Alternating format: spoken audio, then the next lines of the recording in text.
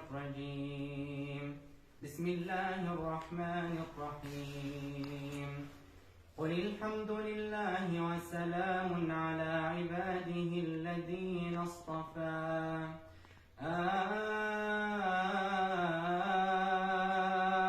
الله خير أما يشركون